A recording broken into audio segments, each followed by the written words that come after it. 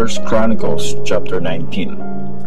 Natalo ni David ang mga Ammonites at mga taga-Syria.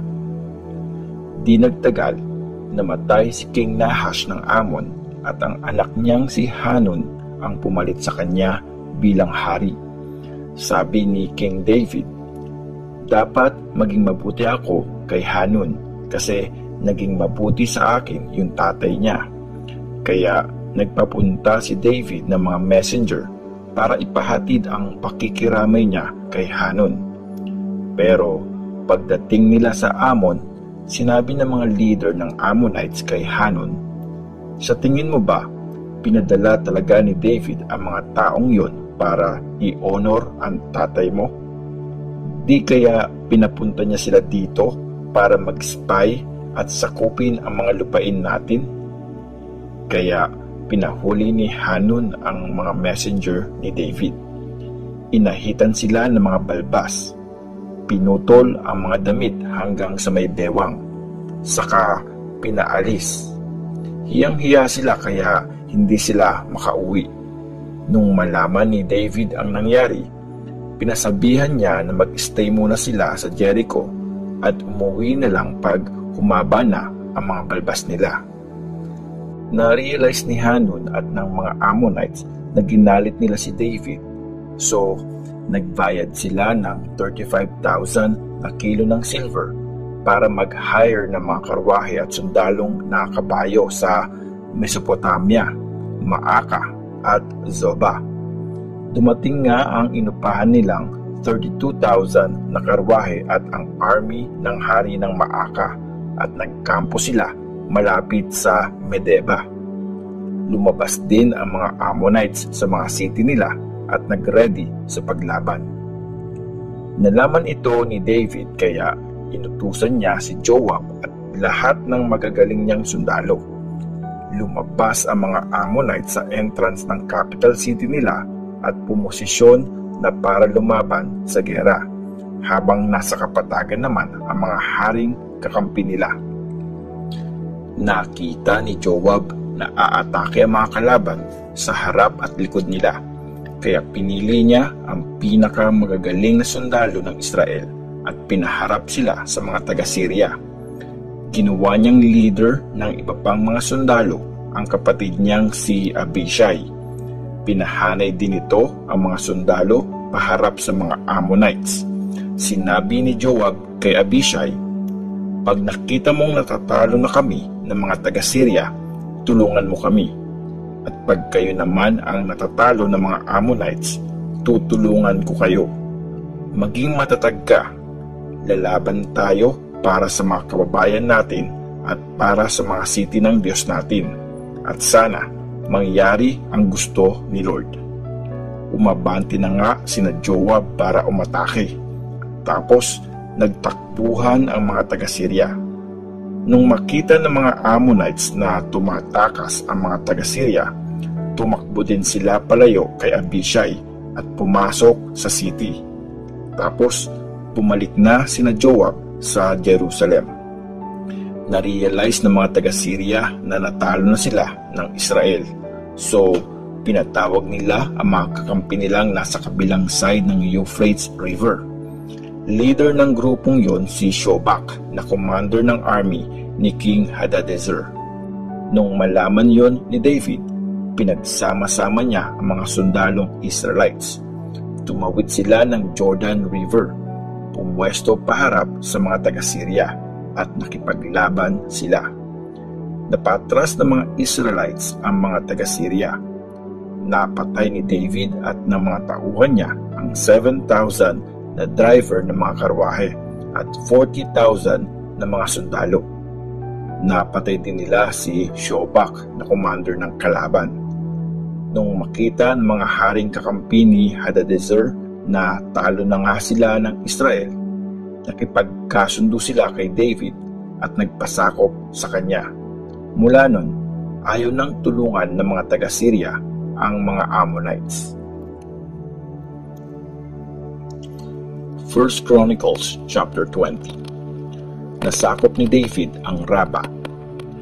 Pagdating ng panahon ng spring, Nung time na madalas nakikipaglaban ang mga hari, nilid ni Joab ang army at winasak ang lupain ng Amon. Pinalibutan nila ang city ng Raba. Inatake ito at pinabagsak. Pero nagpaiwan lang sa Jerusalem si King David. May gold na korona ang rebulto ni Molech na diyos-diyosan ng mga Ammonite. Halos 35 na kilo ang bigat ng koronang yon at may mamahaling bato.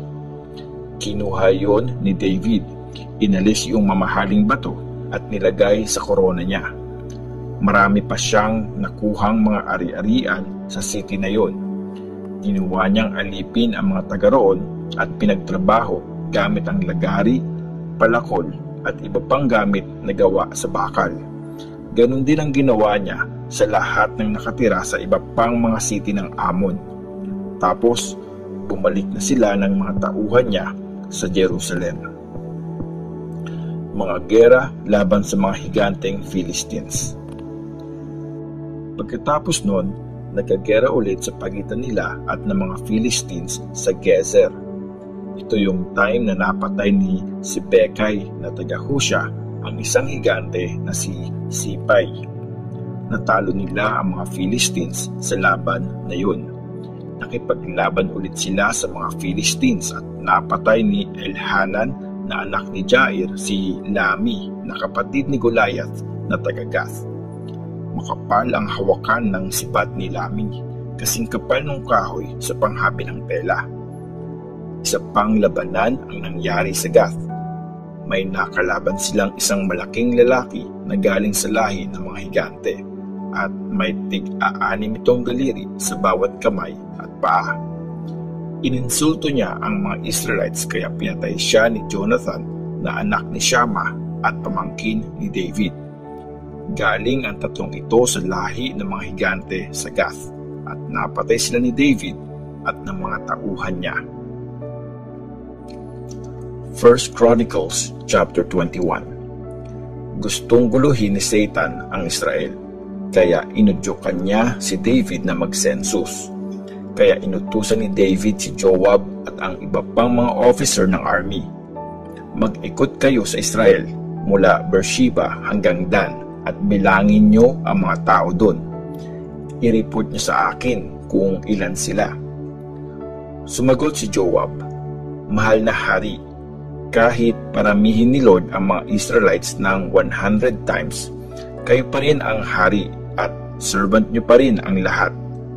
Bakit kailangan niyo pang gawin ito? Magkakasala po ang Israel dahil dito." Pero pinilit pa rin ng hari yung utos niya. Umalis nga si Joab at naglibot sa buong Israel. Tapos, bumalik siya sa Jerusalem. Na-report niya kay David ang total ng lahat ng lalaking pwede mag-serve sa army. 1,100,000 sa Israel at 470,000 sa Judah. Pero hindi sinama ni Joab sa census ang mga tribe ng Levi at Benjamin kasi labag sa loob niya yung utos ng hari. Nagalit ang Diyos sa ginawang census kaya pinarusahan niya ang Israel. Sabi ni David sa Diyos, "Ang laki nitong kasalanang nagawa ko. Please, patawarin niyo po ang lingkod mo. Malaking kalokohan po yung ginawa ko." Tapos, sinabi ni Lord kay Gad na prophet ni David, "Puntahan mo si David at sabihin mo na bibigyan ko siya ng 3 option. Gagawin ko kung ano ang pipiliin niya." Pinuntahan nga ni Gad si David at sinabi, "Tinatanong ni Lord kung alin dito ang pipiliin mo. 3 years na taggutom, 3 months na aatakihin at tatalunin ka ng kalaban mo, o 3 days na aatakihin ka ni Lord, magkakasalot sa lupain at wawasakin ng angel niya ang buong Israel. Ngayon, mag-decide ka kung ano ang ibibigay kong sagot kay Lord." Sinabi ni David kay Gad, "Ang hirap namang pumili, pero ayokong maparusahan ng tao. Si Lord na lang mismo ang magparusa sa akin. Tutal, maawain naman siya." So nagpadala si Lord ng malalang sakit sa Israel at 70,000 na tao ang namatay. Tapos nagpadala siya ng angel para wasakin ang Jerusalem. Pero nagbago ang isip ni Lord nung nakatayo na yung angel sa giikan ni Arauna na taga Jebus. Sinabi ni Lord sa angel, "Tama na yan." Tumingala si David at nakita niya ang angel na nasa ere. May hawak na espada at ready nang wasakin ang Jerusalem. Nakadamit nun ng sako si David at ang lahat ng mga leader. Dumapa silang lahat sa lupa. Nag-pray si David, "O Diyos, ako po ang nag-utos na mag-census kaya ako ang may kasalanan. Lord, Diyos ko, ako at ang pamilya ko na lang ang parusahan mo. Huwag mong idamay sa salot ang bayan mo. Inosente po ang mga taong ito." Inutusan ng angel ni Lord si God na sabihin kay David na magtayo ng altar para kay Lord doon sa giikan ni Arauna. Sinunod ni David ang utos ni Lord gaya ng sinabi sa kanya ni God. Noong time na yon, nag-aalis ng mga grain sa trigo si Arauna at ang 4 niyang anak. Nakita nila yung angel kaya nagtakbuhan ang mga anak niya at nagtago. Noong makita ni Arauna na palapit si King David, umalis siya sa giikan at dumapa sa lupa. Sinabi ni David sa kanya, "Ibenta mo sa akin ang giikan na ito para makapagtayo ako ng altar ni Lord at nang matapos na ang salot. Babayaran kita ng buo." "Kunin niyo na po, mahal na hari," sagot ni Arauna. "Gawin niyo kung anong gusto niyo. Magbibigay po ako ng mga baka para sa handog na susunugin sa altar. Gamitin niyo na ring panggatong itong kahoy namin dito. Meron din pong trigo na pang-offering. Sa inyo na po lahat yan." Pero sumagot ang hari, "Hindi. Babayaran ko ang buong presyo. Hindi ako magbibigay kay Lord ng offering na hindi galing sa akin at hindi ko pinaghirapan." So binayaran ni David si Arauna ng 600 na piraso ng gold para sa giikan na yon. Nagtayo siya ng altar doon para kay Lord at nag-offer ng handog na susunugin at mga peace offering. Nagpray siya at bilang sagot, nagpadala si Lord ng apoy galing sa langit para sunugin ang mga alay sa altar. Tapos, inutusan ni Lord ang angel na itago na nito ang espada at sumunod naman ito. Dahil doon, nalaman ni David na sinagot ni Lord ang prayer niya. So, nag-offer pa siya ng mga handog sa altar sa giikan ni Arauna. Nung time na yon, nasa mataas na lugar sa Gibeon yung banal na tent ni Lord na ginawa ni Moses sa desert, pati yung altar na pinagsusunugan ng mga sacrifice. Pero hindi na nakapunta doon si David para mag-worship sa Diyos kasi natakot siya sa espada ng angel ni Lord.